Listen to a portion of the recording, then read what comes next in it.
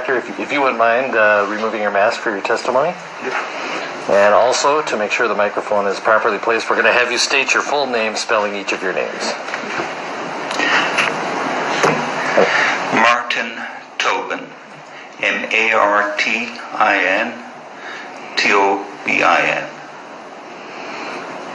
Mr. Blackwell. Good morning, Dr. Tobin. Good morning, Mr. Blackwell. Would you tell us what's your current employment? I am a physician in pulmonary and critical care medicine. And whereabouts? In Chicago at Hines VA Hospital and Loyola University Medical School. And is Hines VA Hospital a large facility? It used to be the largest VA hospital in the country. I think it's now been superseded by one or two others. And you specialize in pulmonology? I specialize in pulmonology and in critical care medicine. Would you tell the jury what pulmonology is? Pulmonology is the study of the lungs. It deals with all diseases that affect the respiratory system. So the lungs, the chest wall. So what are the various elements, components of the respiratory system other than the lungs and chest wall? I mean, the respiratory system begins at the nose and the mouth. It goes down through the back of the throat, down through the windpipe, out through the bronchial tubes, and then down at the bottom, down to the alveolar air sacs. These are the small grape-like structures at the bottom where all the gas exchange takes place, where oxygen gets in and carbon dioxide is removed. So this is the system for getting oxygen into the body? Correct. That is the prime purpose to get oxygen in. Now at Hines Hospital, do you work in the intensive care unit? Yes, I work in the medical intensive care unit. And that's considered critical care? Same as critical care. These words all have the same meaning. Is critical care different from emergency medicine? Yes, it's very different than emergency medicine. Emergency medicine is kind of the front door of the hospital. That is a triage area where you separate out where people need to go, whereas the critical care is where you take the very, very sickest people. What kind of patients do you see in the ICU? In the ICU, probably more than half of them are patients who are requiring mechanical ventilation, so they're on a respirator to help them with their breathing. Then another substantial number will not be on a respirator, but their primary problems relates to their lungs, so that might make up 70% or so. And then the remaining patients will have drug overdoses, alcohol withdrawal, diabetic coma, sepsis, things like that. Do you only see the patients in need of respiratory care? No, once they come into the ICU, they're our patients. I'm the primary care physician for everybody who comes into the ICU. And how long have you been a physician, sir? I've been a physician for 3 months short of 46 years, so over 45 years. And where did you go to school? I went to medical school in Dublin, Ireland, and I took my degree there. Not that anybody noticed the accent, but but are you from Dublin? No, I'm not from Dublin. I'm from a small village called Freshford in County Kilkenny in rural Ireland. What degrees do you hold? I'm sorry? What degrees? The degree I hold is the MB degree, which is the Irish equivalent of the American MD, and then subsequently I got an MD through research. Are you currently licensed? Yes, I'm licensed in the state of Illinois. In the past, I was licensed in Ireland and England and a number of US states, but I've let them all lapse because the only place I'm practicing is in Illinois. Are you board certified? Yes, I'm board certified in internal medicine, pulmonary medicine, and critical care medicine. So you still are actively caring for patients? Yes, I was taking care of patients in the ICU last week, and on Monday I go straight back into the ICU again. How long have you held positions at Loyola University School of Medicine? I've been at Loyola and Hines for 32 years almost. Before going to Loyola, were you practicing medicine somewhere else? Yep, I spent 7 years at the University of Texas at Houston.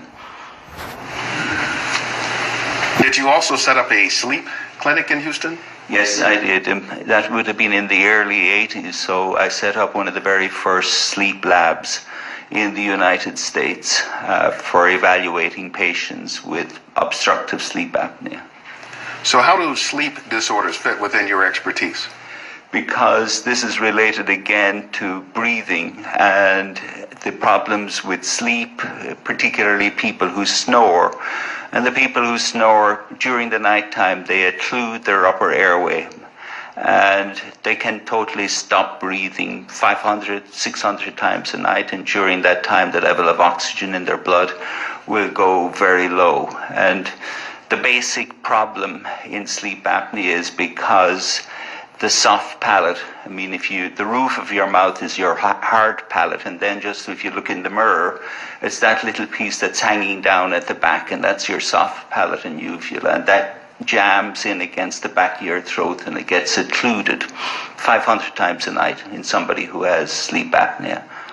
And does that kind of research or science or medicine relate to your work in this case? Yes, it's extremely pertinent to the case of Mr. Floyd because obviously in sleep apnea the problem is at the back of the throat, and as we will see in Mr. Floyd, the central problem of where the obstruction is occurring is in the hypopharynx, which is again at the back of the throat. So it has an awful lot of overlap to patients with sleep apnea.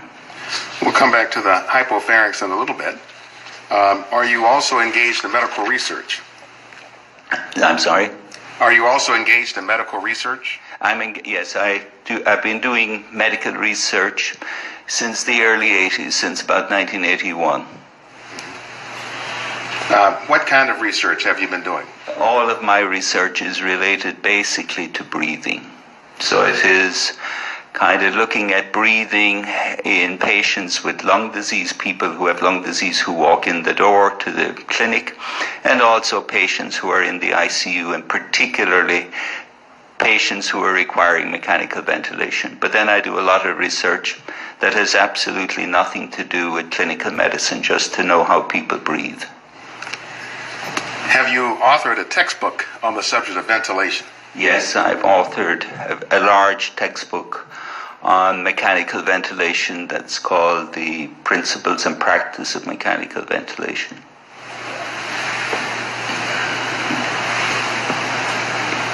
So I'm showing the cover of your textbook here on the camera. Is this the book you're referring to? That is correct.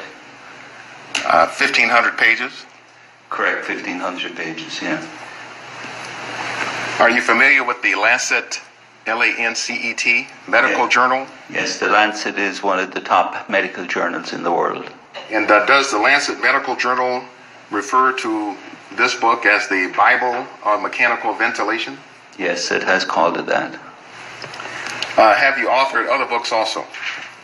Yes, I am. Roughly how many? I think I've published 8 or 9 other books. And all related to respiration or respiratory failure? Correct. They're all on different aspects of the lungs. Have you published articles and abstracts also? Yes, I have. Approximately how many of those? I lose count, but I think I've published more than 750 probably, or something like that. Have you published in the New England Journal of Medicine? Yes, I've published several articles in the New England Journal of Medicine. The Journal of the American Medical Association? Yes, likewise. Are those two of the most respected medical journals in the world? They are for clinical work, yes. Have you also held editor positions at medical journals? Yes, I was editor-in-chief of the journal called the American Journal of Respiratory and Critical Care Medicine. So that's the premier journal in the world for all lung disease. It's also the premier journal in the world for intensive care medicine. And it's the official journal of the American Thoracic Society. Have you taught and lectured outside of Illinois and or Texas? Yes. Generally where? I've lectured all around the world. I mean, I've lectured in more than 30 different countries around the world, and probably the vast majority of states within the United States. Well, Minnesota is one of the states in the United States. How about Minnesota? I've lectured in Minnesota. I've been in the Mayo Clinic several times as a lecturer. Were you given an award from the Mayo Clinic? Yes, I was given an award called the Balfour Lecturer in the Mayo Clinic, and they give it out to one doctor every 10 years. And it's only to one doctor. It doesn't matter what specialty, so it could be around neurosurgery, gynecology, whatever. They just pick one person every 10 years. And was it for anything in particular that you were recognized by the Mayo Clinic? No, just for my work in as a researcher in clinical medicine. Have you also published in basic science journals, such as the Journal of Applied Physiology? Yes, I've published a lot of work on basic science that wouldn't necessarily be directly related to medicine in the Journal of Applied Physiology. The jurors may not be familiar with what physiology is as a science. Could you generally explain it? Yep. I mean, physiology is basically how the body works. You want to know the science of how it works. You want a deeper understanding of what are really the mechanisms that make the body does what it does. Within the field of physiology, is there a particular focus or interest you have? Yep. I'm primarily interested in breathing in the bigger area. And so with breathing, that would mean how the brain regulates your breathing, how the brain sends signals down to the muscles that control your breathing, your diaphragm, your rib cage, and then how you expand your chest and how you overcome forces within your chest, like resistance within your chest and all the rest of it, to get air moving in and out of your lungs, and then the particular forces that you generate in terms of the pressures within your chest that will enable breathing to occur, with the ultimate purpose of getting oxygen in and getting rid of carbon dioxide. And you consider this a part of the study of medicine? It's not quite as part of the study of medicine. It's really quite separate because it's more the basic physiology. So it's more in the realm of math and physics. But then it's applied over, because to be a good doctor you need to have a good knowledge of science. But the science part is really separate from the medical part, and it's to try and hone down on the science as best as possible. How long have you been working in respiratory physiology? Since 1981, so 40 years. And what exactly drew you to the physiology of breathing? I mean, because I was going into pulmonary, at that stage I knew, as already directed, I had spent 5 years doing lung disease, and I just wanted to really know how you breathe, and I wanted to come up with new knowledge, because everybody thought everybody knew everything of how to breathe, and I thought it would be fun to find a lot of new stuff. So, doctor, do you know of others kind of in your field who have been studying respiratory physiology for 46 years? No, I mean, I know an awful lot of them along the way, but I would know no more than a handful or less of people who are still doing physiology at the patient's bedside. No.